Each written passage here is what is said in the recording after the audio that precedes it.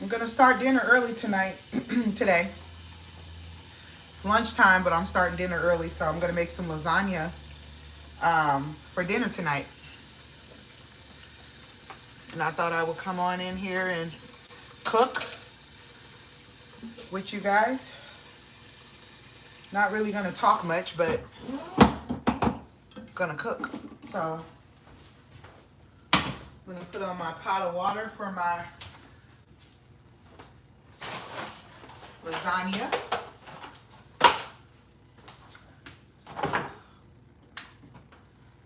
A little salt in the water. And then we're gonna start our chopping and get our sauce ready.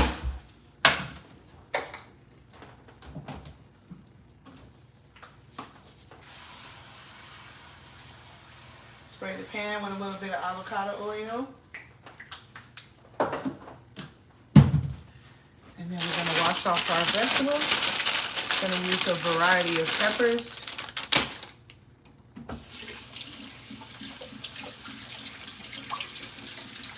I've started this new thing where I skip breakfast and just cook dinner. So I'm just eating like dinner and then a snack afterwards. And so, you know, just to cut down how many times I'm eating during the day.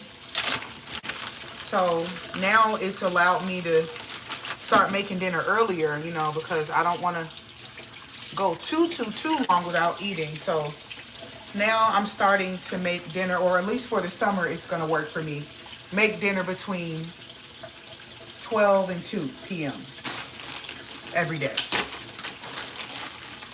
I got some jalapeno over here too. It's going bad, and so I'm not really going to include the seeds, but it still has like a really nice flavor. And I got some ginger here too. I guess I'll include that too. I mean, why not? I think I got some garlic in here too. And some thyme. Might as well, you know? Might as well make a really nice sauce.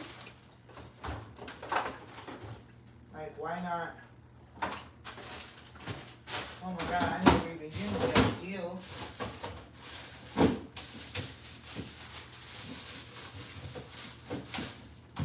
I got time today, so I feel like since I have time, I might as well just go ahead and make a really nice sauce. And so that's what we're gonna do.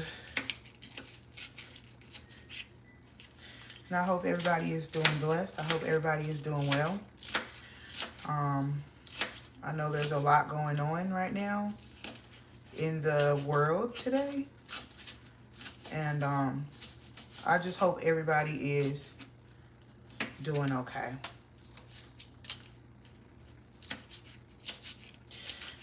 You know, I just want to thank God for peace, and I just hope that this live stream that I'm doing right now, I hope it brings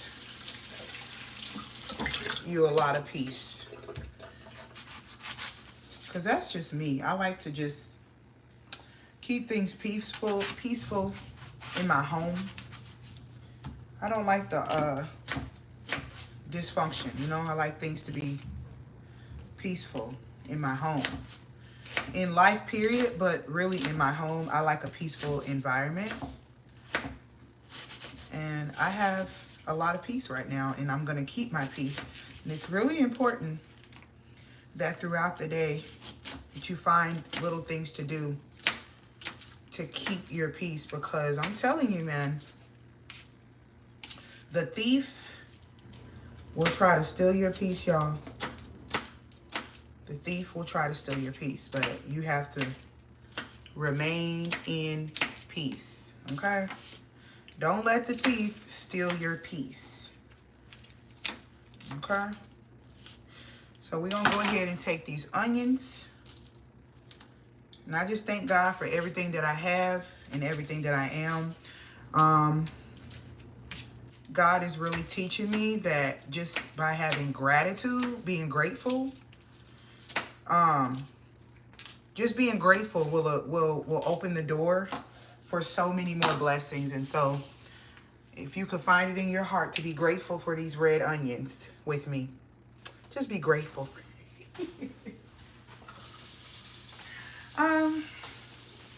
I'm not a big fan of a lot of red onions. I mean,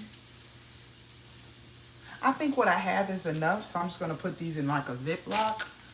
Not this one, because this one's kind of no good.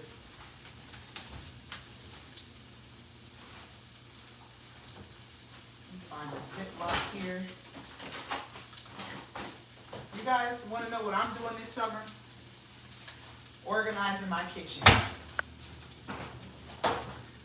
I was talking to the lady today when I went to Walmart, and I was just telling her, like, I need to take my time and walk through the store, because I'm ready to just organize my kitchen now that summertime is here for me, and I get a little summer break. I'm like, listen, I need to stay in peace, and I need to organize. Okay, Tashana. All right. Let me moderate you, baby. Thank you so much. I was just thinking about you the other day. Literally. Literally just thinking about you. Hey, how are you, Tashana? I have really missed you. I have really missed you.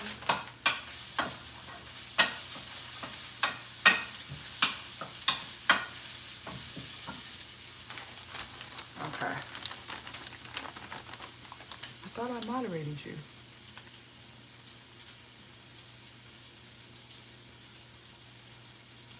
Uh-oh. Maybe I moderated someone else on accident. Who did I moderate on accident? I'll figure it out later. Okay.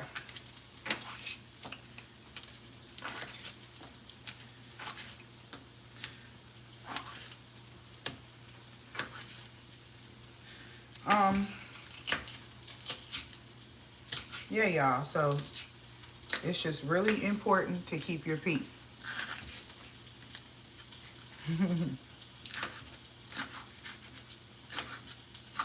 Yeah, I hope everything is going well for you, Tashana. You know what really know what God is teaching me? God is teaching me. First of all, let me tell you what somebody said to me a while back.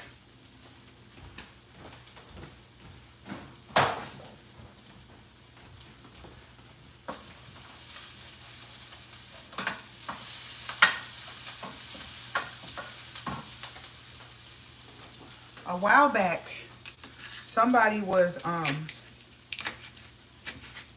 said something really evil to me on social media, and it just made me think about my own self. It made me think about my life. It made me think about what I'm in control of and what I'm not in control of. And I just remember a period of time of my life just being completely out of control. Just out of control of my emotions, out of control of my eating, out of control, you know? And God has it's been really humbling, my relationship with God this season, because he's been really teaching me what self-control is really like about, you know?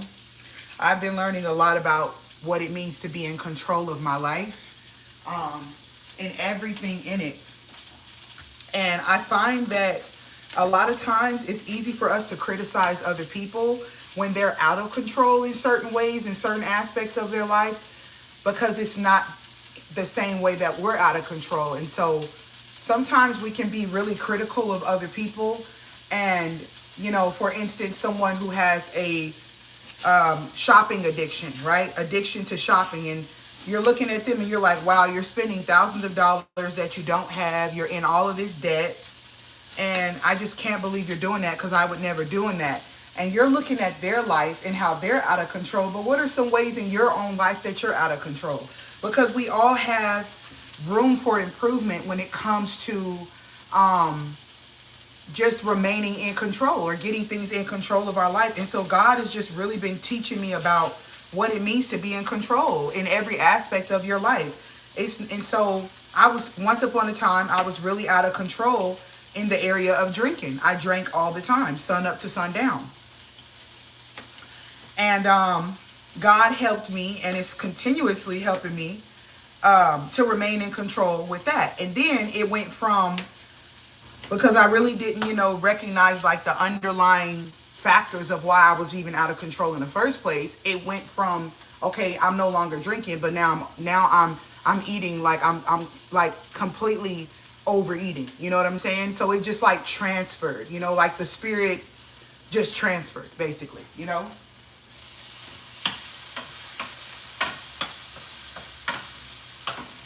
And I just finished up a class at my school. I was taking a class, and it was a chemical dependency class. And the instructor, he is a retired therapist, right? He had his own practice.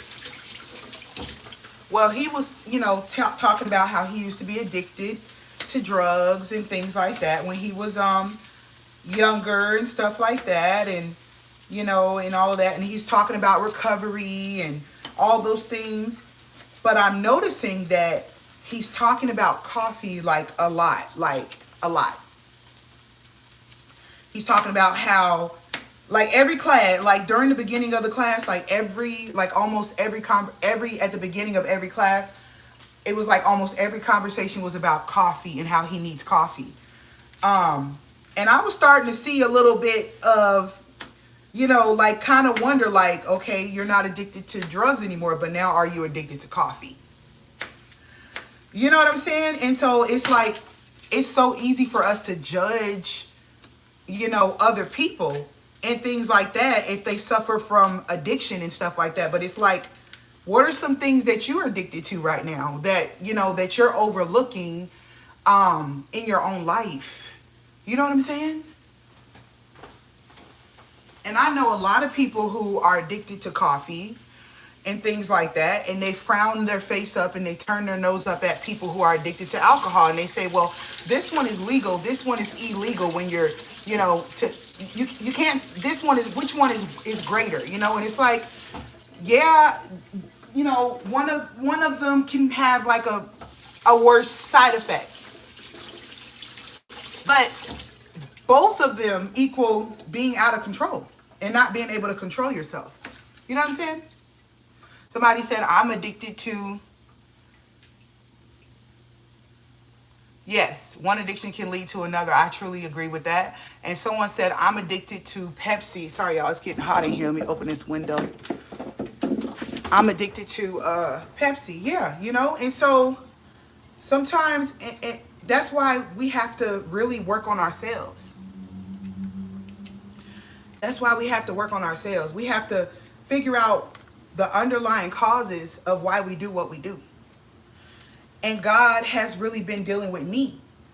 Like, why do I want to eat all the snacks in the pantry? Why do I want to go to the store and get a bottle of liquor and just drink it down? You know, why do I do what I want to do? Like, God has had me in a season where he's been requiring me to become self-aware of why I'm doing the things that I'm doing. And I just been noticing that. So when I had finals last week, I had finals in school and, you know, in school and everything. I felt the urge. I was sitting at my computer and I was doing my schoolwork. And all of a sudden I felt this urge to just go in my pantry and start just devouring all kinds of snacks. And my mind tried to tell itself, it's okay, you know, you haven't eaten yet, you had a stressful day, you're doing all of it, you know, just make excuses for why it's acceptable. And I remembered self-control. I remembered how I'm not always in control of the event. I'm not always in control of what's going on. Like, I couldn't control the fact that I had finals. I couldn't control the fact that there were you know, research projects and presentations that were going to be due. That was out of my control. But what I could control was myself. So I sat at my computer and I said, you know what? I have the urge in me right now. And because I'm self-aware of the urge, right? I'm self-aware.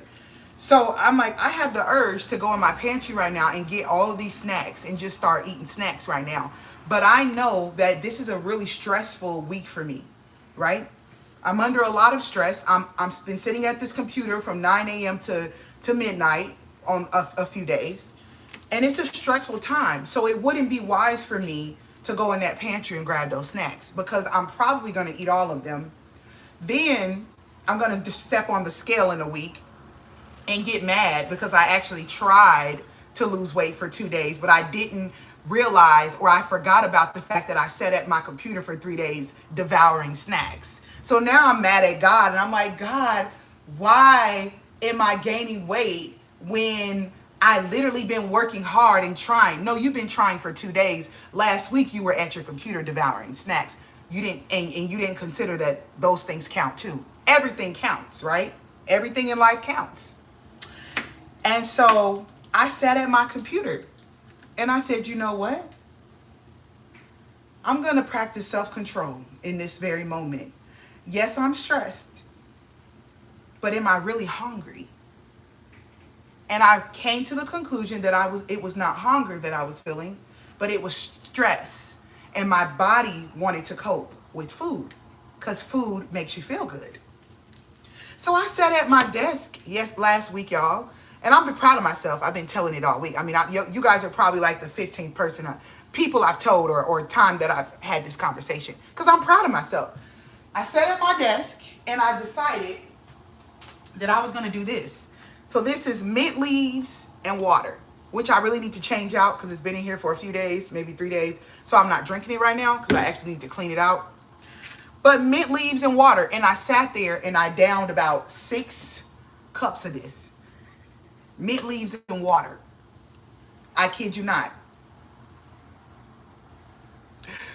Okay, so yeah, okay, so that's the person that I moderated on accident.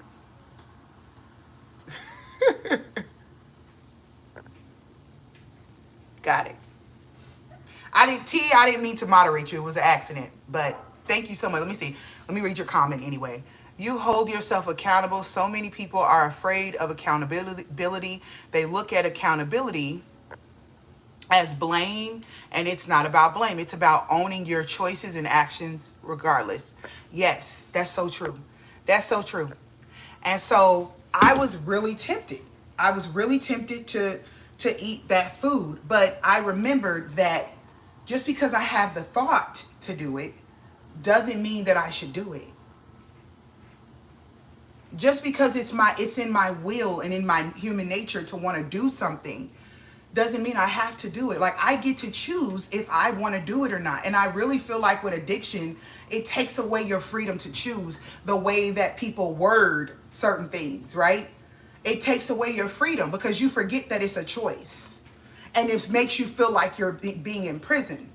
And I think I struggled to stop, eating so horribly. And I struggled to stop drinking so horribly and over drinking and all those things. I struggled with all of those things for so many years because I thought I didn't have a choice. I thought that if I literally stopped doing it, that it would be me, like somehow subconsciously I was going into prison, and it felt like prison instead of a choice. But now I see self-control. Now I'm able to have self-control because I recognize it's a choice. Like, I get to choose. And a lot of times we blame a lot of things in our lives, the things that occur in our lives, because we're so fixated on the event. We're so fixated on what happened to us. But we don't pay enough attention to how we respond to certain situations. God has given us the full ability, full authority to be able to respond. And we don't respond well. We don't respond well in so many situations because we're so fixated on what happened, on the event itself.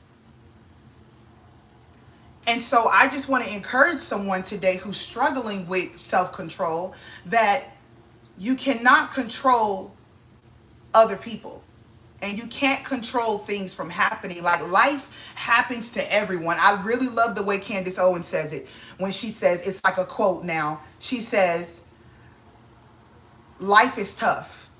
Get a helmet. Right? So this was my helmet last week. Water and mint leaves. That was my helmet. Because I recognize that I can't control. Sometimes I can't control life from happening. It's going to happen. It happens to everyone. But I can control how I respond. I can choose how to respond. And a lot of times we don't respond well because we lack self-awareness. And so in this season of your life, I just pray that God would make you more self-aware, that he would gift you the gift of self-awareness, because it's the most beautifulest thing that has ever happened to me in life. Just being able to say, no, it's not the witch that's praying against me. It's not the people in the comment section. It's not the outside factors that matter. It's how I respond. So yeah, someone can say, you know what, you're pretty fat. You're never gonna lose weight. You're never, ever going to be able to stop drinking. You're never, ever going to... People can say those things to me, but then I get to choose how to respond. Because ultimately, it's me that chooses to put my shoes on, get in my car, start it up, and drive to the liquor store. Like, I have full control over that. That's not up to someone else. And then it's up to me whether or not I go take my legs and walk into my pantry, grab the food out, open the bag, and just devour the whole bag. Like, that's up to me. That's not up to them, no matter what they said or no matter what they did. And so you have to learn how to take your power back. Take your power back by realizing that largely, I think this is another quote, but I don't think I'm going to say it correctly. But life is about, I think it was like 10% of what happens to you and 90% of how you respond. I think my percentages are off. But basically what I'm saying is that life is largely about, is a little about what happens to you and a lot about how you choose to respond. And God expects you to respond well. In fact, in Proverbs 25:28, it says that he that hath no rule over his own spirit is like a city broken down and without walls. So God refers to our spirit as a city, and the walls refers to our soul, right? And when we don't guard it, when we don't properly guard it, even, you know, the Bible says out of the heart issues flow. So we have to guard it, right? We have to keep it. He's put that in our control. You have 110% over how you choose to respond. God has given you 110% over your soul and over your spirit. And when you choose to respond in a way that creates a disastrous outcome, you have to own that. You have to own that. And I just feel like we would do so much better in life if we really stop to think about the fact that life is really about how we respond. And if you don't know the right way to respond, then it's time to do a deep dive, you know? It's time to do a deep dive. You got to do your research. You got to figure out what's best for you. I mean, once upon a time, I didn't know the correct foods to eat. I didn't know that if I ate this, this would happen, right? And so life is a lot about getting the lesson too, right? God, I don't believe that God is trying to teach us a lesson with every, you know, event or thing or trauma or anything that we go through. I don't really think that God is always trying to teach us a lesson. But I do think that we perish for lack of knowledge, like his word says. So when we don't have the knowledge and the wisdom to understand what we're doing and why we're doing it, it leads to death. You know what I'm saying? And we have a responsibility to get the wisdom. You know? So no, life happened to me, you know, like I couldn't control, you know, growing up in a home where I had an abusive father. I couldn't control growing up in a home where I had addicted parents, you know. But when I became an adult, I learned, I then had full control over how I respond to all of those situations. And so now I just feel like my life is so much more enriched, and I'm just beginning to go through transformation like I've never seen it, because I've taken my control back. But I first realized that I had control and that God expects me to remain in control, right? So when I get out of alignment, when I get out of control, I have a responsibility to put myself back in control, but also not self-blame, but actually learn the lesson from the mistakes that I did make to get myself back on the path I'm supposed to be on so I can continue to grow. So I say all that to say this, honey. Your girl is looking good and feeling good. Okay? And if you're wondering why, it's because I'm in a season of self-control. I'm in a season where I focus less on what other people are saying and what other people are doing, and more on how do I respond to that. You know? How do I respond to that? So I have to think about how to respond. And I have to take accountability for where I'm supposed to take accountability and leave the rest up to God. You know? Because you can't force people to do what they don't want to do. But you definitely have a responsibility to teach them how you want to be treated. You know? So I hope that helped somebody today. And now I'm done talking because I want to cook so I can eat. Because this is my first meal. And God bless every single one of you in here. So right now I'm cutting up some jalapeno.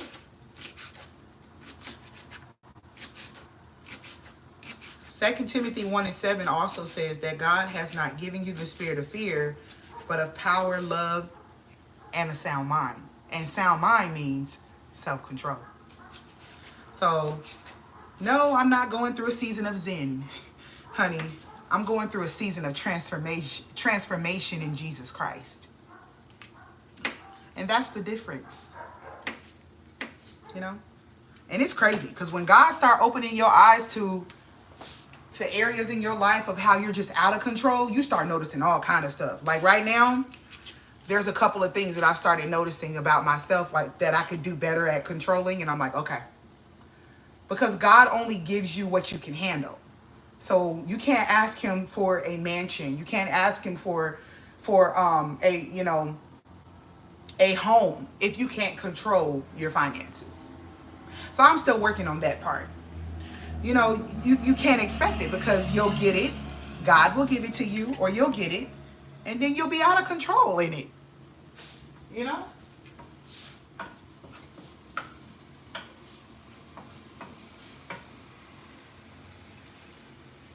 And I want to be in control, y'all. I don't know about y'all. Thanks, Donisha. That definitely helped me, and thanks for sharing. You are welcome. Hi, Cece. Hey. Thank you so much. I really appreciate that. Thank you for that recognition, Cece. Thank you. I'm really happy right now. I just realized that I have one more year of school left. And so now I'm thinking about Tashana. I think we're going to be, and I'm going to say this because I'm going to say it, you know, like it's not a secret. So I'm going to say it. But Tashana, me and you are going to be friends in person. Because I know you said you live in Texas, and I don't know why, but I keep seeing Texas license plates. I keep seeing Texas, Texas, Texas, Texas, Texas. And I think God is trying to show me something about Texas. We literally just came back from Texas about a month or so ago, in the month of April. About almost, yeah, it's been about a month, maybe about 6 weeks. I think about 6 or 7 weeks, yeah. So God keeps showing me Texas, Texas, Texas. Texas, Texas, Texas. So just pray for me on that, because I'm like, he's just showing me Texas, Texas, Texas. Everywhere I go, Texas license plate. Today I went to the bank. Me and the lady walked into the bank at the same time. She goes to the teller. I go to my teller. I finish my transaction. She finishes hers up just right before I finish mine. But she finishes up faster than me. She's walking out the door. You don't expect nobody to hold the door for you when you're like a distance away. So I'm walking out the door, not expecting her to hold the door. She waits till I get to the door, which took about a good 4 to 5 seconds. She holds the door open for me. I go out the door. I see her walking to her. I say, thank you. I look up. I see her walking to her car. She has the exact same car that I have. The exact same car. And the license plate says Texas. Texas. And I'm like, God, every day? I'm like, God. Hey, you guys, I'm just telling God, I'm like, God, every day, like, Texas is like every single day I'm seeing like, and so I asked my husband, because I'm like, maybe just a lot of people from Texas moved here. And so I'm asking my husband, I'm like, babe, do you be seeing Texas license plate when you be driving? He said, no, only when I'm with you. I'm like, what? So God is saying something about Texas, y'all. I don't know what it is, but something's going on with Texas.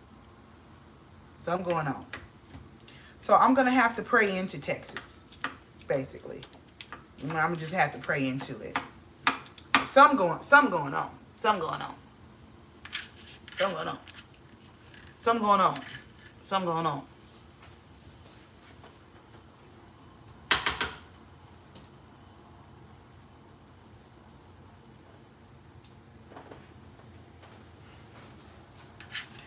Okay, y'all. So we got some garlic. And I turn this on low. I turn the vegetables on low so that they don't burn. And then we got some cilantro. I'm gonna just take a nice amount out. Give it a nice rinse.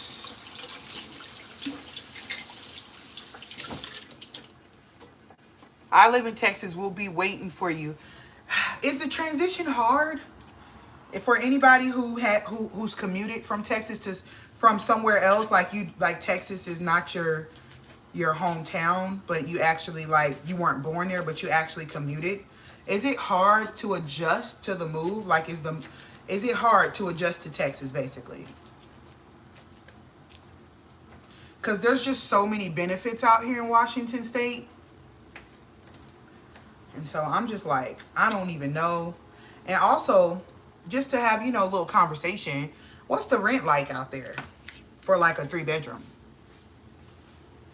3-bedroom house. What's the rent like for like a 3-bedroom house out there in Texas? I just want to know, I just want to know. Hi, how you doing? Sanitra and Lene. Hi. I'm making lasagna. I am making lasagna. Yes, yes.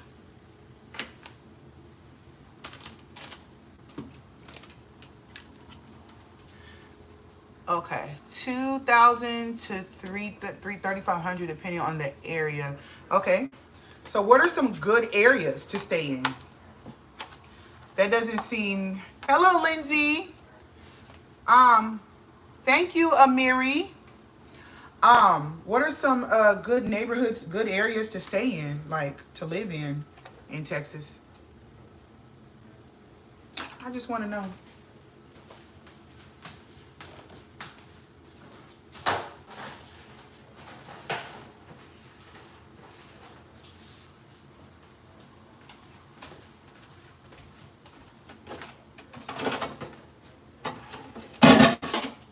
Everything is bigger in Texas. How so? So the homes are bigger in Texas? Bigger homes? Just coming in. Lasagna, Patricia. Here's one thing I like that my husband didn't like when we went to Texas. He didn't like the driving, y'all, but I loved it. You get the speed in Texas, and honey, I love me a good pedal to the metal. So I enjoyed just that, just being able to speed. Because out here, people could speed, but the cops are on the freeways a lot. Like we have state patrol out here. They don't play because we got a lot of fatalities out here from car accidents. So the police officers don't play on the road out here. But in Texas, I really didn't see many state troopers on the freeways, and you could speed like I went through a lot of areas when I went to Dallas. I went through a lot of areas that was 70. Like the regular speed limit was 70, and so I'm getting ready to do 80. Cause when I see the speed limit, I always go 10 above.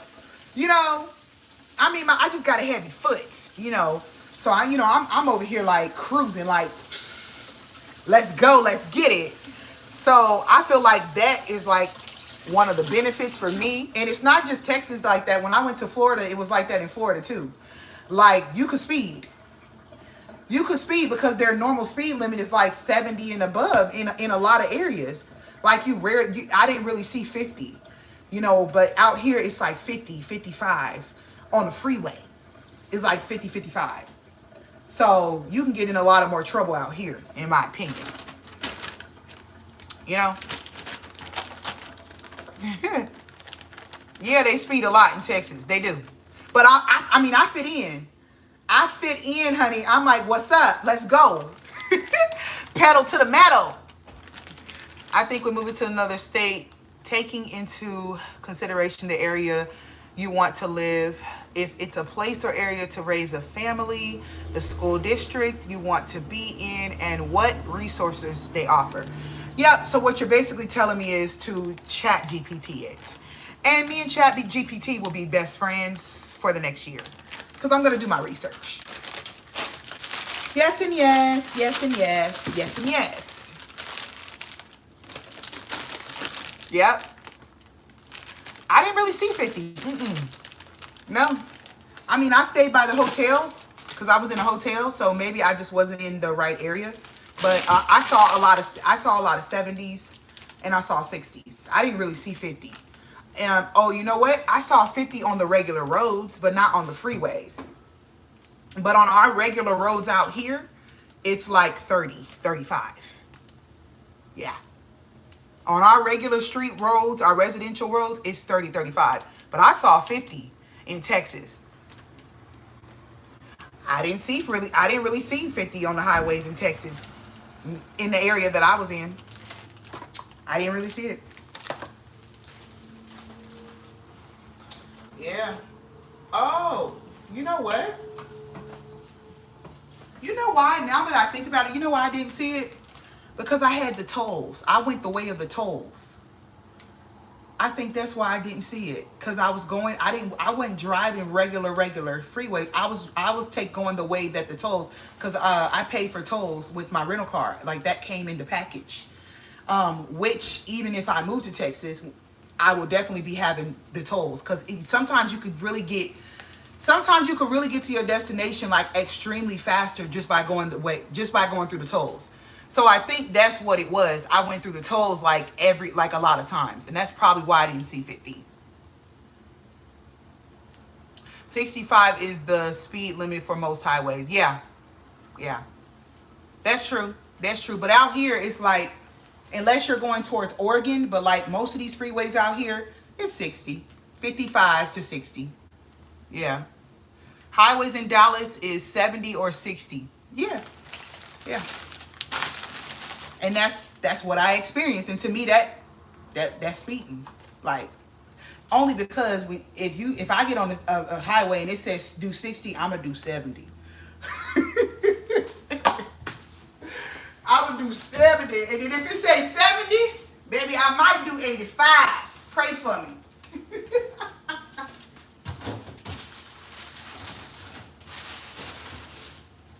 You know, I need to do better. I ain't gonna lie. I can do better. There's room for improvement. There's room for self-control in that area. But, honey, I'm telling you, sometimes you just be trying to get to your destination. You know? Then I got some thyme that's going bad, y'all. So I'm just gonna rinse it off and put it in here too. Yep.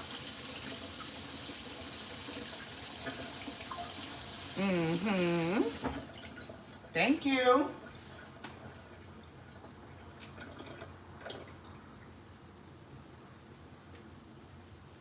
All right.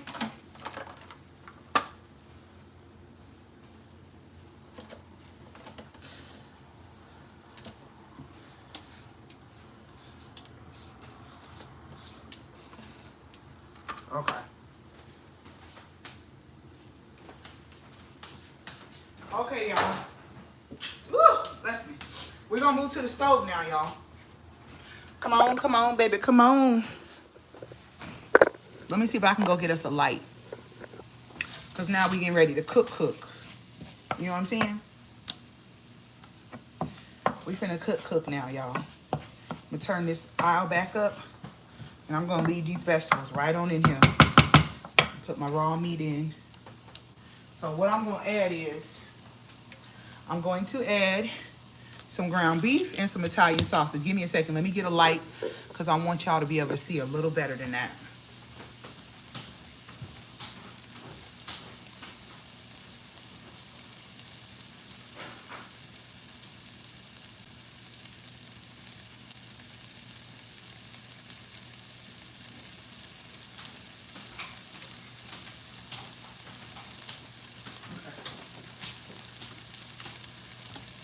Here we go. That's better. All right, y'all. And these are ready too, so let's go ahead and let me get my other phone so I can see the comments.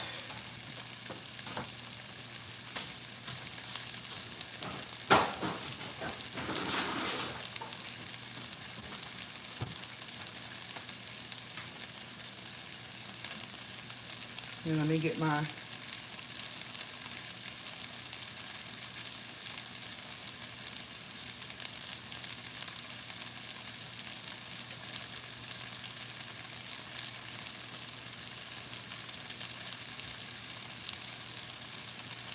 Okay. There we go. All right. So, you guys, I have some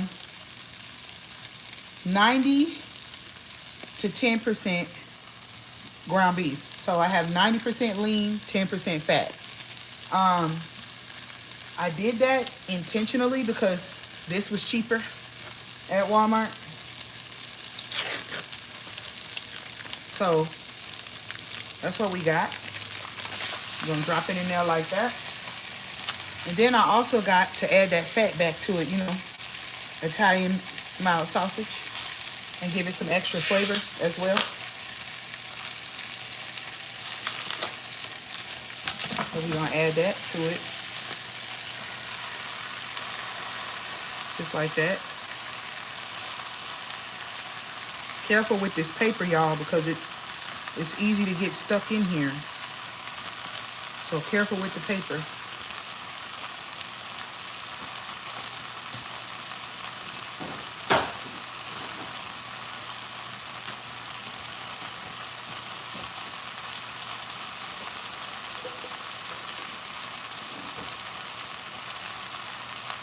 Okay. So now we're gonna mash this up. I actually have a masher. Let me get it. I'm just gonna put this here.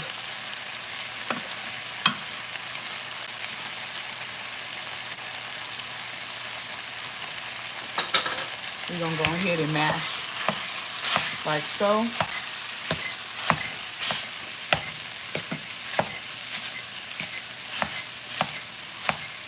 Yes, it's been a while since I had lasagna. It's been a long while.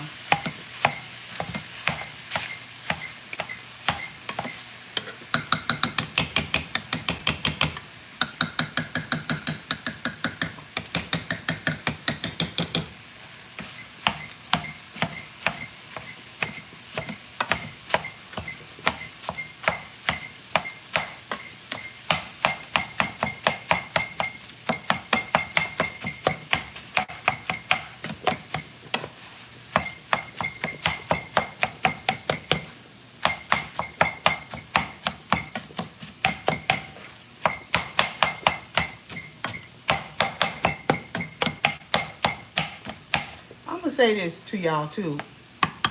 Listen, don't get mad at other people for how you choose to live your life. You get one life, and you get to choose how you want to live your life. Don't get mad at other people because you ain't live your life the way you wanted to live it. Instead, recognize that you're still breathing, and that's still an opportunity for you to get up and live your life the way that brings meaning into your life. I don't know who needs to hear that, but I hope you receive that. Stop focusing on other people and how they live in their life, and focus on how you need to live yours. And make small changes, because small changes lead to big, greater outcomes and transformation. And I want to prophesy something over you today. To this month, the month of June, you know, in the Bible, this was the month that, or this is the season, I'll say, that the Israelites received the Torah. You know, the Torah that had the commandments in it, that Moses wrote from what God told him to write. So this was like that season, right? End of May, beginning of June.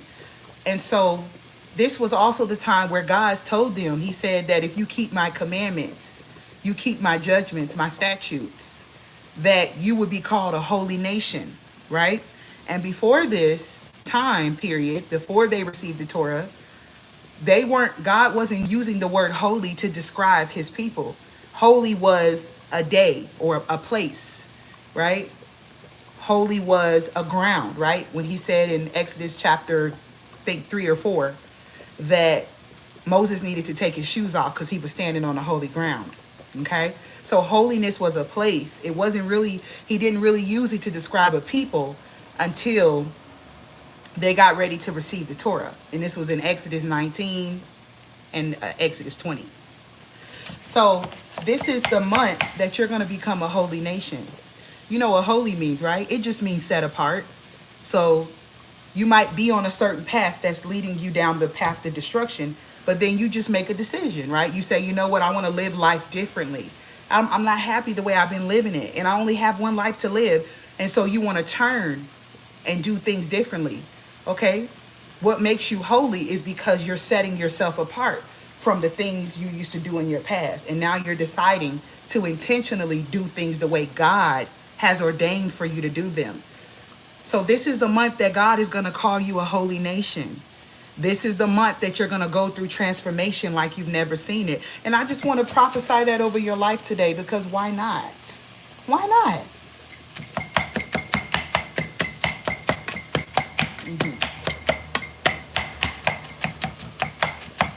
Yep. So make a decision, right? The only thing that's blocking your freedom is you making a decision. The only thing that's blocking your transformation is you making a decision. Just make a decision. I woke up this morning and I said, you know, I want to lose maybe a half a pound today. So I'm going to make a decision to just eat dinner today and not eat breakfast, and I'll just drink a ton of water. That was a decision. I could have decided, you know what, no, I don't really feel like losing any weight today. Let me just eat what I want to eat, you know, just eat bad and, you know, just eat breakfast and eat all day. It would have still been a decision. Every decision creates an outcome. You want a different outcome? You have to make a different decision, because that's what life is about. I hope that helps somebody.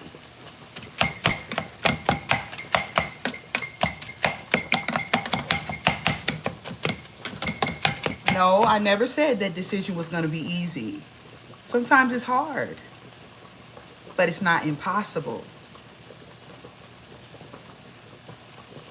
Right? Because transformation doesn't come without sacrifice.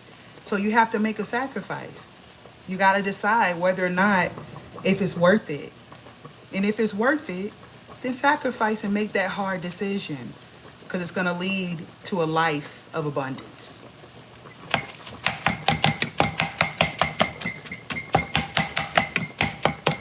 And I hope you hear me and cheering you on. You can do it. I believe in you. I don't even know you, but I believe in you. I believe in the God in you. I don't even have to know you to know that you can.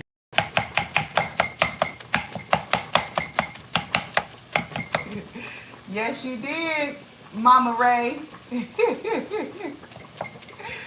Aww. Amen.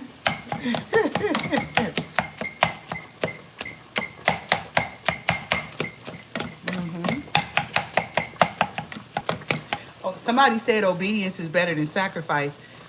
Obedience is better than sacrifice, but obedience is also sacrifice.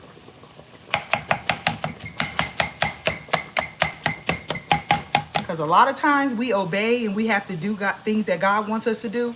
And in the beginning, we don't be wanting to do it. We do not be wanting to do it, honey. Why don't we want to do the things that God asks us to do a lot of times? We don't want to do them because we sacrifice comfort. We have to give up comfort, right? You have to give up comfort. Moses did not want to be the person to lead Israel out of Egypt.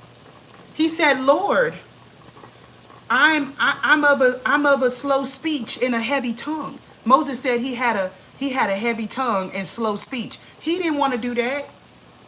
He did not want to do that. He didn't want to lead Israel. No.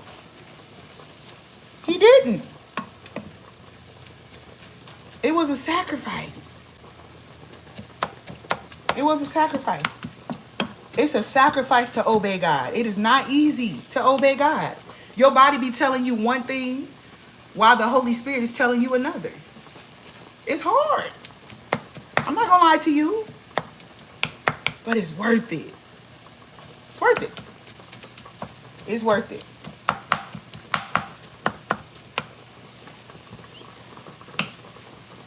It's worth it.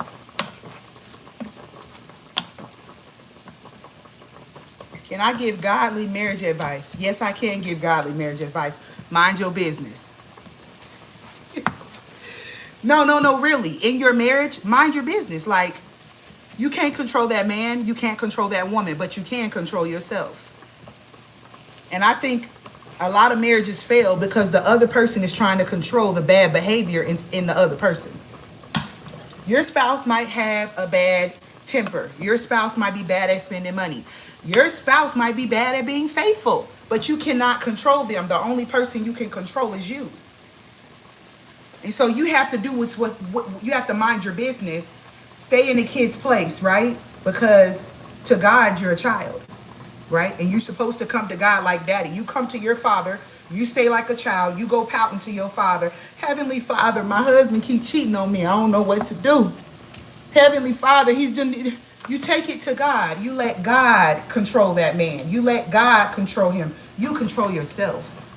You get on your face. You fast. You pray. You make sure you're doing what you do. Because when the wrath of God pours out on that other individual, it ain't going to have nothing. Your hands going to be clean. You keep your hands clean. But when you get in trying to control them, to tell them, manipulate where they go, what they do, even though they should be doing the right thing, and even though you probably deserve to feel the way you feel, it's still not in your best interest to try to control and monitor what they're doing, checking their phone all of the time and things like that. All that's doing is creating a Jezebelic spirit in you. You have to control you and let God be God. Let him control him. He's going to do it. Because if you're being faithful to God, do you not think he loves you enough to make sure that things work out in your favor? So that's the biggest thing. I've learned how to control myself. And that means requiring and setting boundaries for my life and for myself. No, you cannot talk to me any kind of way. No, you cannot do this to me or do that to me. Anything that the other person in the relationship is trying to do to me, right? That's within my control, right? No, you cannot talk to me like that. So now we can't have a conversation. Now we're going to have a conversation on Mondays and Saturdays because I see that when I talk to you every day, you don't have no sense. So now I've decided to control myself and not talk to you until you learn how to talk to me. That's how you set boundaries for your life. That's how you take control for yourself. Stop trying to control them. God will get them. God will not control them, but God will allow their own self-destructive behavior to cause them to fall, to roll over into a pit, okay? A pit where all they will have to do, when they'll get to a place where they're so low to where their bad behavior is causing them to roll over into like a pit of darkness and death and destruction, to where they'll have nowhere else to look. They won't even be able to look down. They'll be so low they can't look down anymore. They'll only be able to look up.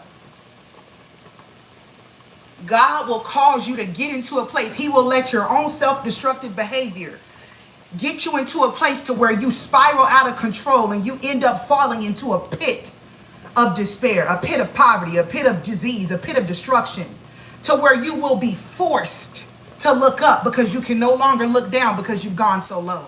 And when they get there to that low place, which is also a place of humility where God can bless you, they'll have to look up. And when they begin to look up, they'll begin to see. Then they'll be able to see you. Then they'll be able to see what they're doing wrong. Then they'll be able to see, well, how do I come out of here? Because when a person looks up because they're so deeply in a hole, they're at the bottom, they have to make a decision. Do I want to come out or do I want to die in this hole? And if they decide that they want to live life, then they begin to formulate a plan. They begin to call on the person, on the God that can lift them up. Okay? And sometimes the difference between these events occurring and these things happening, right, is time. So you got to ask yourself, how much time do you have?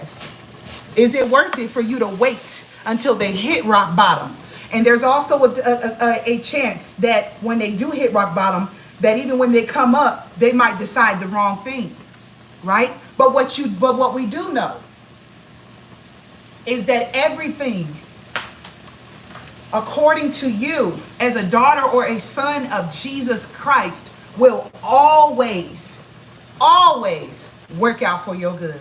So it doesn't matter what happens. It doesn't matter who comes or who goes. All things work together for the good of those who love the Lord. Okay? So it's going to work out. I hope that helped. I hope that helped.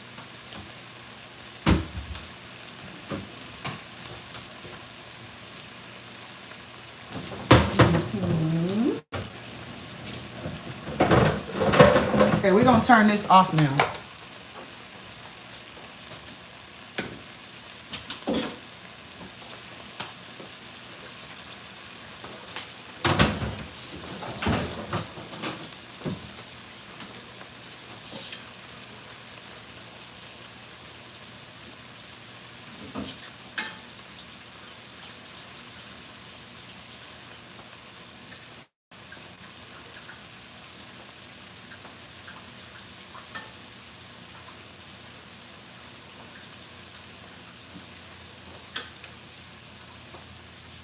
Hold on, y'all. I'm getting my noodles ready.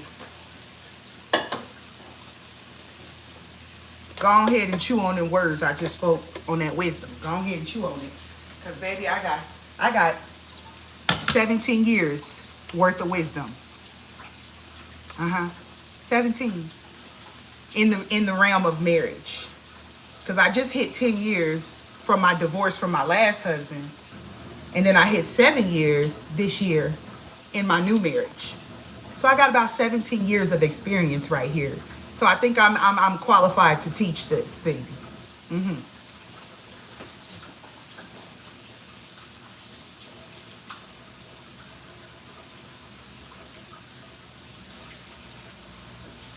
Oh, I think I got more than that.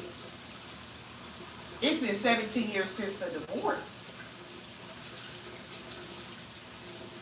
But it was a few. I actually had more than 17 years. I had more than 17 years because I also got to count the years I was married in my previous marriage. Not just the years we've been divorced. So I got 20 plus. Baby, I got 20 plus years of marital drama.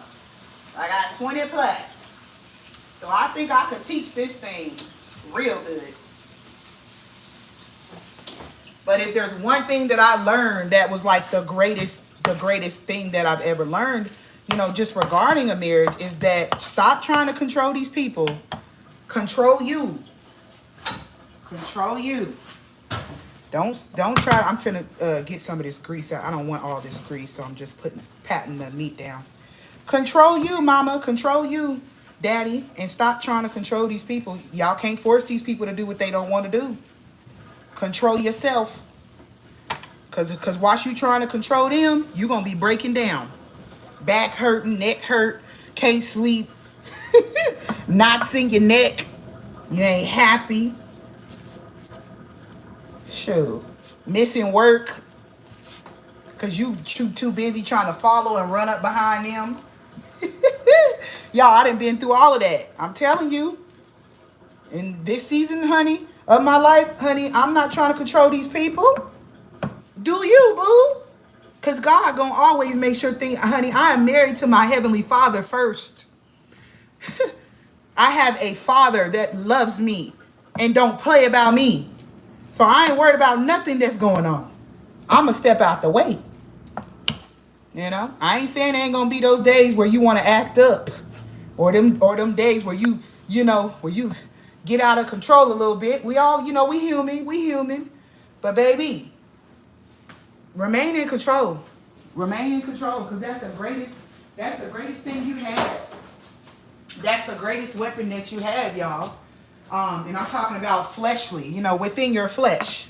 Within your flesh, the greatest weapon that you have is being in control.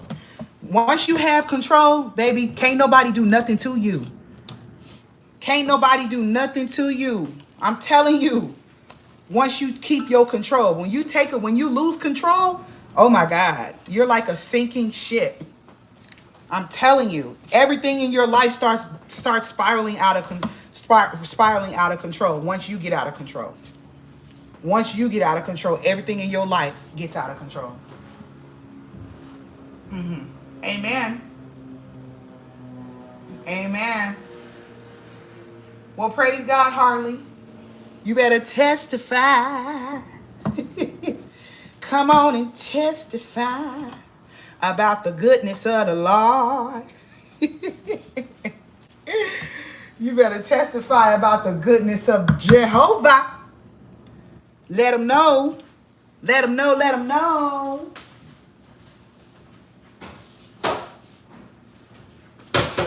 Yes, y'all. I done removed all that oil only to add it back. I'm about to put in a little bit of this garlic and herb butter. This is just for flavor. So don't worry about it. It's just for the flavor. Let me turn this back on. It's just for the flavor. Don't worry about it.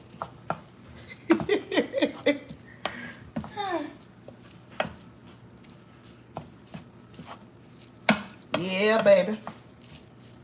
That flavor, baby. Gotta get that flavor, baby. That flavor, baby. Gotta get that flavor, baby. And I also didn't even season this yet, and I'm not gonna season it yet, because I'm gonna wait till I mix the tomato sauce in here. But I'm gonna switch the pan now. I'm gonna move it to this one, because I'm gonna add the tomato sauce in here now.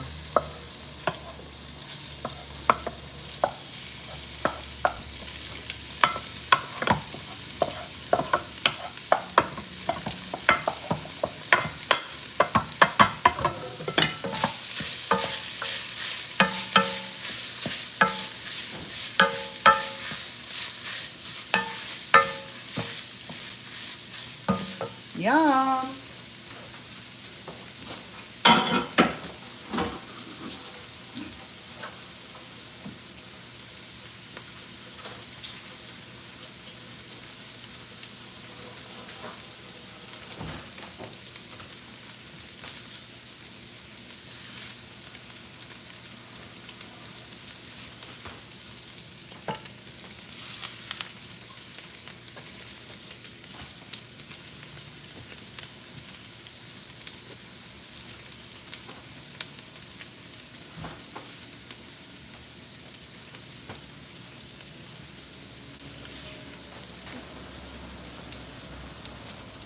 Okay, hold on, y'all. Let me get the pan.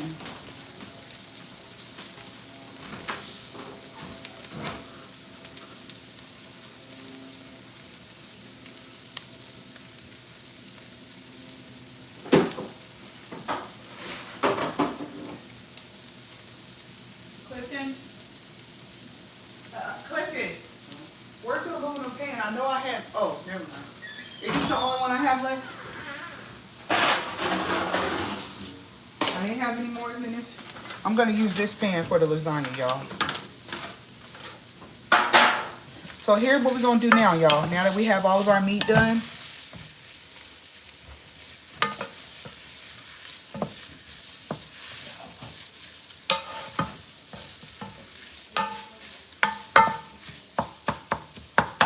I do want to taste this, but I'm not going to. I'm going to wait. Y'all, give me a second. Let me take a break. Let me get me some water. I'm actually going to wash out my cup. So give me a minute. I'm finna wash this out and put some fresh mint and water in here. Let me take me a little break. Okay.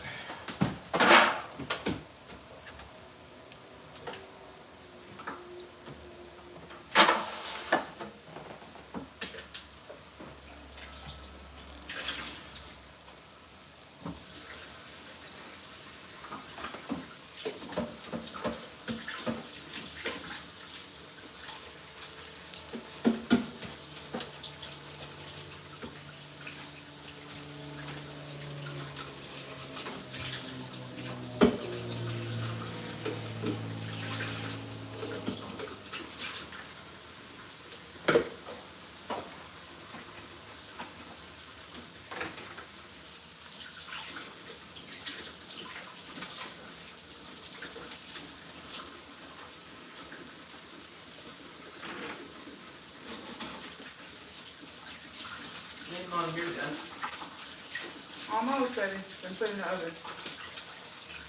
You want to say hi? I'm gonna wait this today. Where you had a baby for? Huh? He asked you to hold the baby? No. Oh. Wait, so I'm not gonna be able to go today. Why? You have work today? Oh, what time is it? At 3:15 all the way to 5. Okay, no, you can go.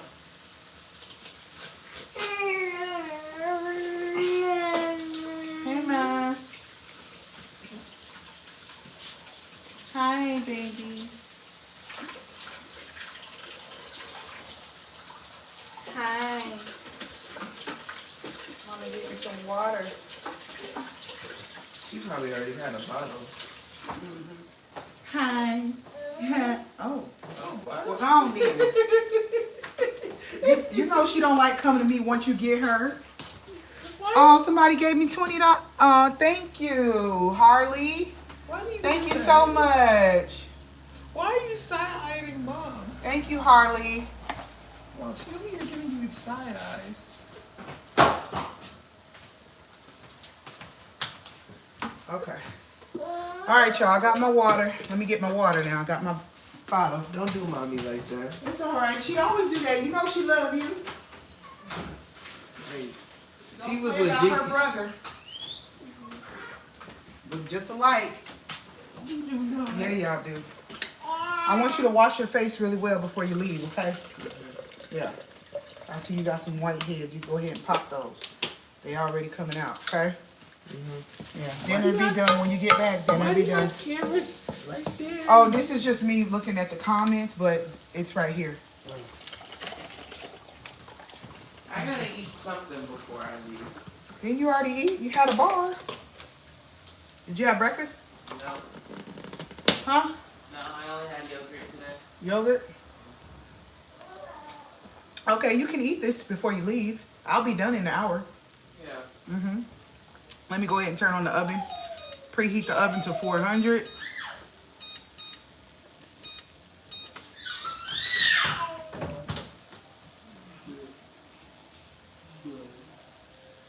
Elijah, they're saying hi to you.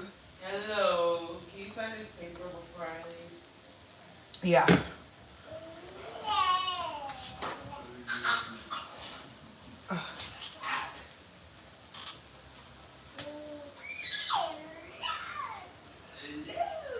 Okay, y'all. So, what we gonna do now? Don't bite me. Don't bite.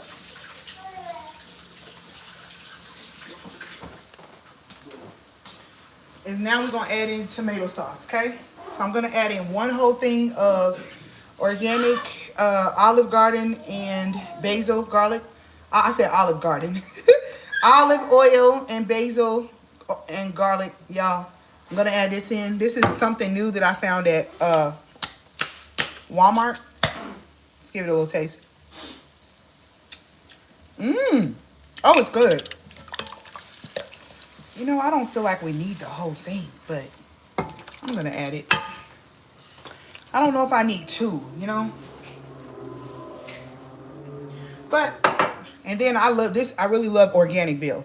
This is Italian herb right here. Also organic.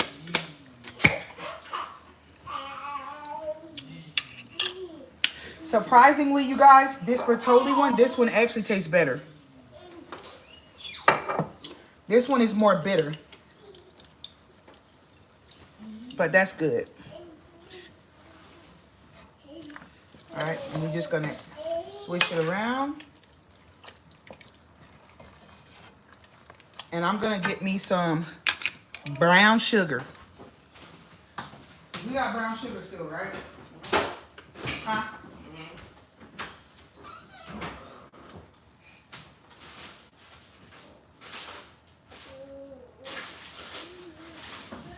Where's the light?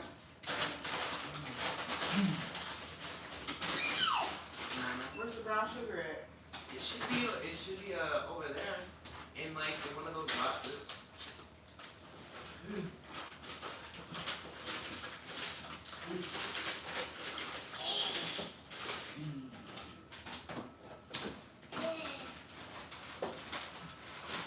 looks like you must have misplaced it. I don't see it.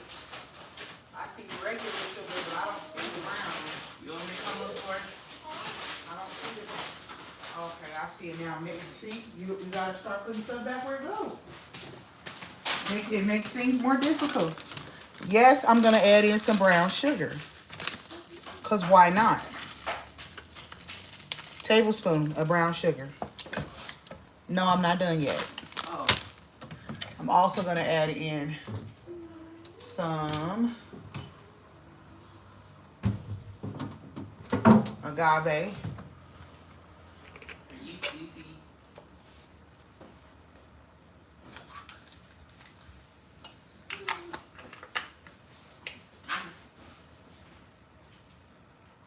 Yes, my mom is still selling plates.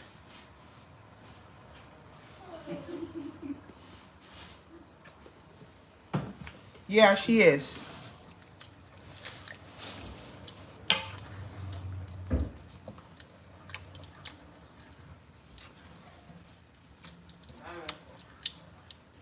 Now we're going to add in the seasonings. Okay? We're going to add in some Italian herb seasoning. We're going to add in just a tad bit of paprika. We're going to add in some onion powder. We're going to add in just a pinch of sea salt. We're going to add in some garlic powder. We're going to add in a pinch of black pepper. We're going to add in some red pepper flakes. And that's it. And then we're going to mix. And then we're going to taste it.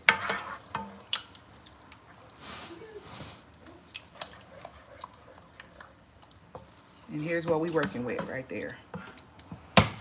Some delicious Italian sauce. Now we're gonna assemble, because I'm pretty sure this tastes just how I want it. But I'm gonna give it a tiny taste. Elijah, come on now. Just taste it. Mm-hmm. Yep. Let me wash off the spoon.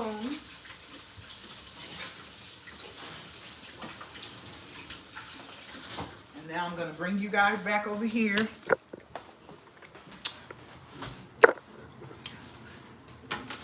Because it's good. And I'm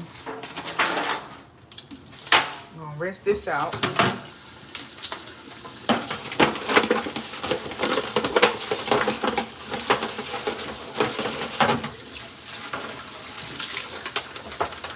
We're going to make it in here. We're going to assemble now. We're keeping it real simple. With the assembling, we're going to keep it real simple, y'all. Thank you, guys. Thank you all so much for being here. Go ahead and thumbs up the live, y'all. And shout out to every single one of y'all for tuning in. So we got our meat sauce. And we have our noodles over here. I'm keeping it really simple. I'm not shredding no cheese. I'm not doing all that. So we're just going to use Mexican, 2 bags of Mexican cheese shredded. Just to keep things simple on me. You know? Because right now I'm on vacation. Okay? Because your girl just finished her 2nd year of grad school.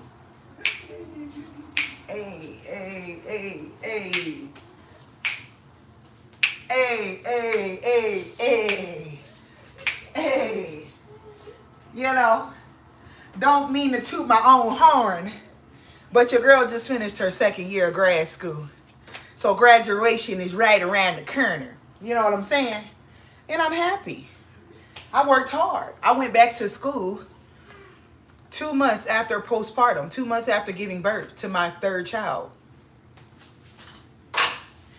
And they said I couldn't do it, but I did it.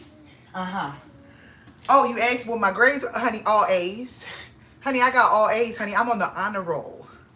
Honey, 4.0. 4.0. Now you know.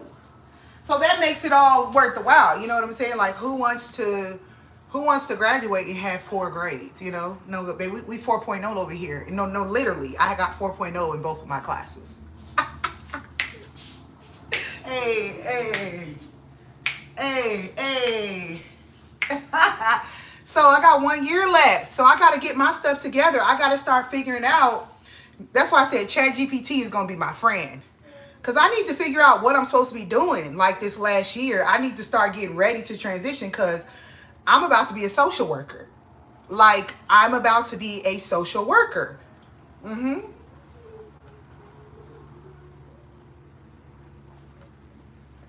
And I'm not going to be like those, like I was in my undergrad.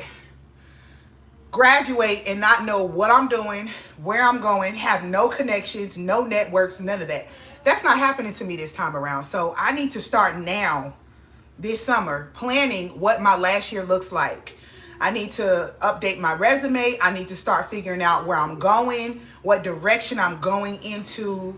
I got to figure out all of that stuff because your girl is not about to be left off in the distance. And I am planning on getting a doctorate too because I want to own, this is my goal eventually. I want to have within the next, like I would say 2 to 3 years, maybe even 5. I would say it's more like a 5-year goal. Yeah, 5 years sound good. I want to own my own practice. I want to have my own practice site where I do my own therapy. I want to provide mental therapy, even spiritual therapy to my clients. And so I do want to get a doctorate. I don't know what I want to get I don't know what I want to get it in, but I know I can practice therapy with a license. So all I have to do is get my license after I get my master's degree. Get my license through whatever career path I choose to take. And then once I get my licensure, then in some other, and I think there's maybe a 1 or 2 more licenses, then I can actually practice therapy where I could take clients. Because I already do that. Like, I have a mentorship program where I do spiritual mentorship, and that's my own business right now. And I have clients that I see right now. But it's not the same as like people being able to pay through their insurance and things like that, because I want to be able to take clients that have state insurance and things like that, or disability insurance and things like that. I don't know if it's called disability insurance, excuse me for my ignorance, but just, you know, state insurance. I want to be able to take clients who only can afford state insurance. Not only, like, I'm not limiting that, but I want to make my practice, you know, more, I want to be able to leverage more by taking in more clients who get like Molina or Medicaid and Medicare and things like that, you know? Because if you could take clients that have state insurance, that's gonna open you up. You know, that's gonna widen your range and allow you to, you know, diversify and stuff like that. And so that's what I want to do eventually. But I need to be prepared this last year and see what that looks like. Yes, somebody says where you help people who are going through a lot and you are the one that would help them get, God bless you with the wonderful gift. Yes, that's what I want to do. That's what I want to do. I want to help people mentally. I want to help people overcome mental issues and things like that. I want to help people. Like, that's why God created me. That's why I was born, you know, and I'm gifted in that area. I know how to help people.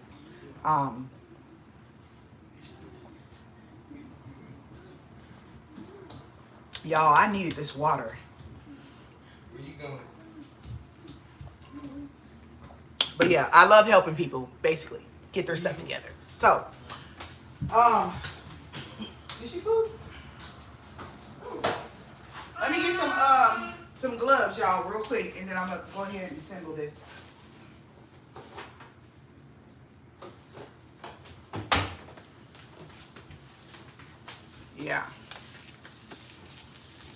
Yeah, so I gotta be, thank you so much, Keisha. Hey, Tessa, how you doing, baby?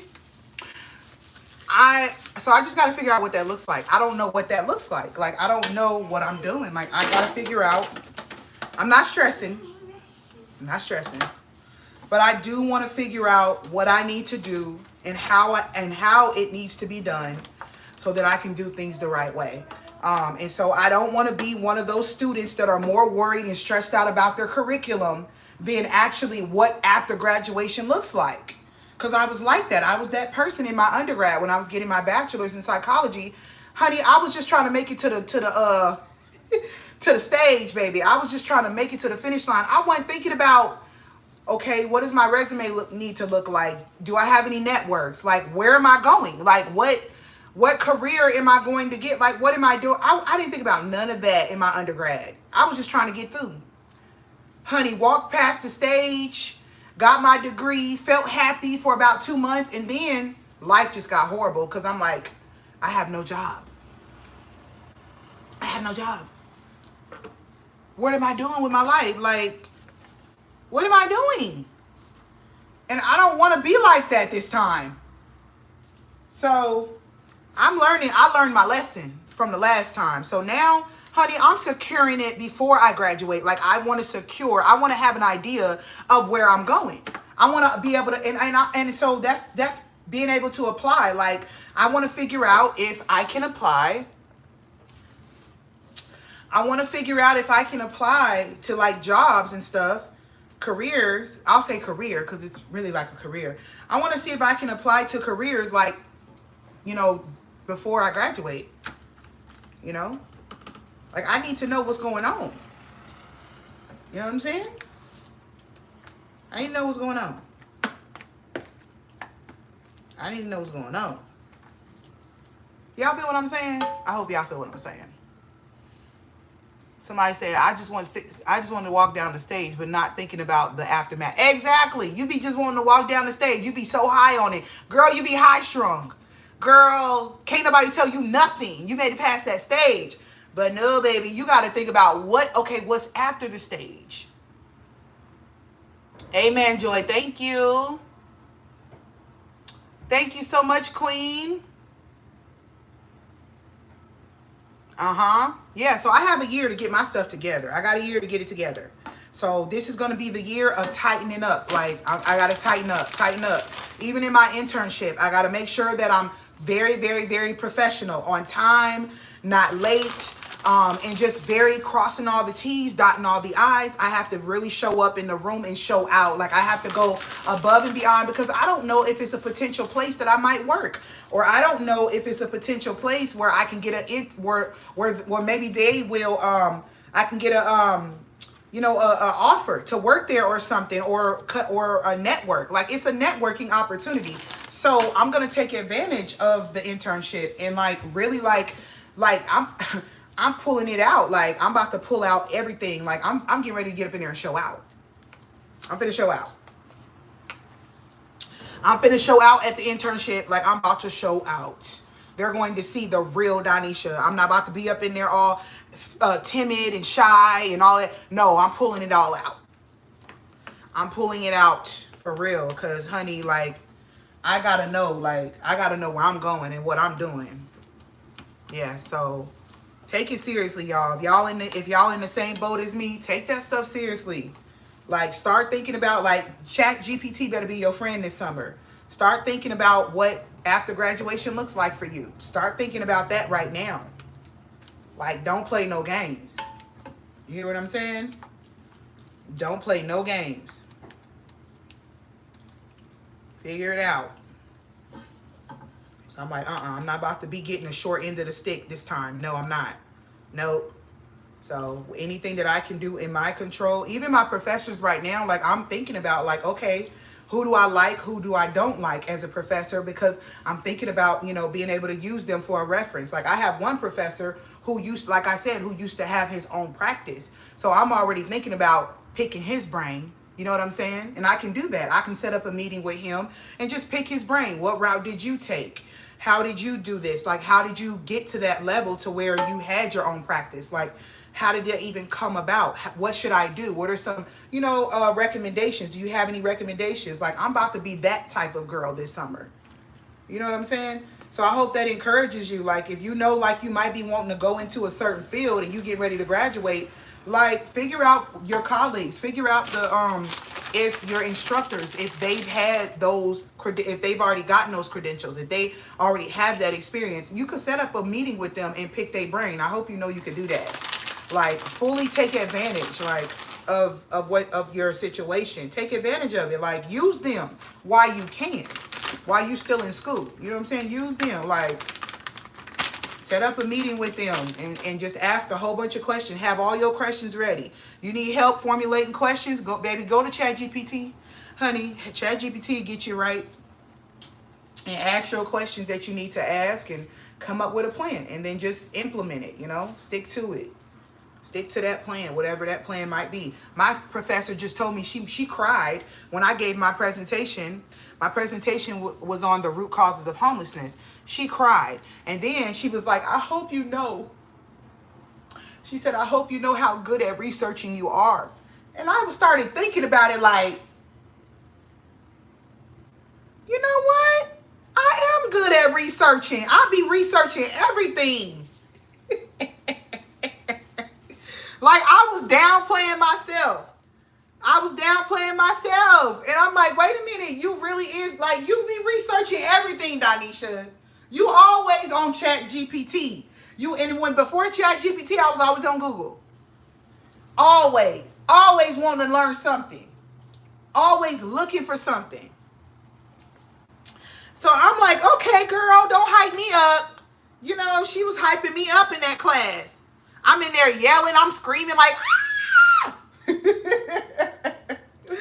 I'm in the class going off because she didn't hype me up. I'm like, you crying?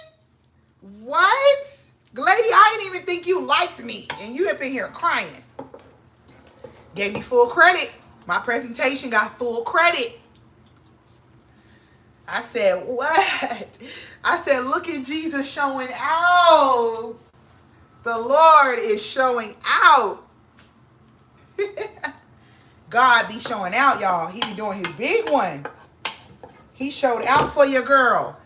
All those hours of putting in all of that work, staying up late at night, it all paid off, y'all. It all paid off. Yes, I was tired, but it paid off. Because your girl got an A++. Your girl got an A++. And now I'm excited. Now I'm kind of like, dang, I kind of could see myself as a researcher in the future. Like, I could kind of see that. Like, I'm like, I can literally kind of see myself being a researcher, like a real researcher. Like a real researcher that gets peer-reviewed, writing a peer-reviewed journal. Now by myself now. Not by myself. Like, obviously, I would need a partner, a group, like a group of us doing the same research, because it's hard doing it by yourself. You don't want to do it by yourself. Or maybe you do want to do it by yourself, but it was just a lot of work for me. So, but I could see myself getting an article published, like peer-reviewed, everything, like, but it has to be something I'm passionate about. Because if I'm not passionate about it and it's boring to me, I ain't going to do it right. I ain't going to put my effort into it if I don't like what I'm doing. So I really liked my research project, looking at the root causes of homelessness. I really enjoyed it. And so I put my all in it. I put passion into it, and I gave that presentation, baby, like I was standing up there with Martin Luther King, baby. I gave that presentation like, what's up? For real, I stepped up in that thing like, what's up? I got a dream, baby. I got a dream. For real. And then it made my teacher cry. She cried. Like, I brought that passion out. So that's a little tip too. Like, whenever you have a research project to do, any project to do, make sure you do it in something you're passionate about. Because if you're not passionate about it, you're going to do the bare minimum. Right. And so, yes, y'all, for real. Yes. And so it just all came together. I'm blessed. I'm just blessed. I'm blessed that I didn't give up. And I kept going because it was hard, y'all. Year 2, I don't know what people told you, but year 2 of a master's degree is hard. I don't even know what year 3 is gonna be about. Like, but I feel like year 2 is the hardest. Like, no, I haven't started year 3 yet. And I guess it's depending on who, on what school you go to, because my program is part-time. And so a master's degree in social work actually only takes 2 years, but mine takes 3 years because it's a part-time program. So I would say that maybe your year 2 is probably equivalent to my year 2 in a 3-year span. Hopefully that makes sense. But I think year 2 is the hardest. Like, I don't know. I feel like year 2 is the hardest because it was just hard. Thank you so much for the likes, y'all. Go ahead and thumbs up the live. Thank y'all. We're going to put the last layer of cheese on here and then we done, y'all. We done. It was really nice talking with you guys today. I had a lot of fun. I'm going to have to go back and watch this live because I feel like the Holy Spirit was Holy Spiriting. Okay. And it's so nice to see you back in here, Tashana. Thank you so much. You've been working hard up in here, and I appreciate you, and I appreciate any other moderator too. I think I seen Tessa too. Thank y'all so much. I really appreciate y'all for y'all service, and I pray the Lord will add a blessing to your life in a great way this week. Just for being here, and everybody else too who's left something kind and uplifting for other people. I just hope and pray that God would that he will honor that, you know. I just pray that God will honor that and bless every single one of y'all this week,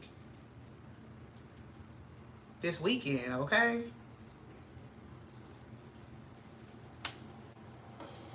this look good, huh, y'all? We want it cheesy, y'all. We want it cheesy. You know that top layer got to be thick. And this is first meal, last meal. Oh, baby. I like this, though. I like what I'm doing. Not eating breakfast, skipping lunch, and just eating dinner and a snack. Like, that's my new thing that I've been doing right now, and it's been working really well for me. So I'm going to stick to that for the rest of the summer, just eating dinner and a snack. Now, just because I say I'm eating dinner doesn't mean I'm eating dinner late. No, like I start cooking dinner between 12 and 2. So between 12 and 2, I cook dinner, and then I eat between 12 and 5 dinner, you know. And so that's really what I've been doing, y'all. And it's been working for me. It's been working for me, you know. And that's only because I'm still on a weight loss journey. Like, I have not given up on my weight loss journey. Like, I'm still on it. Like, I'm determined that I'm going to be the girl that my husband first met physically. I'm better spiritually. I'm happy I'm not the girl spiritually. But physically, baby, I need to be that girl because my body was snatched in all the right places. And then 3 children later, it's like we holding on for dear life. And so I'm like, you know what? No, I got to get back. Like, I'm determined. Like, I don't care what it takes. Like, I'm going to get back that body because I was snatched back in the day.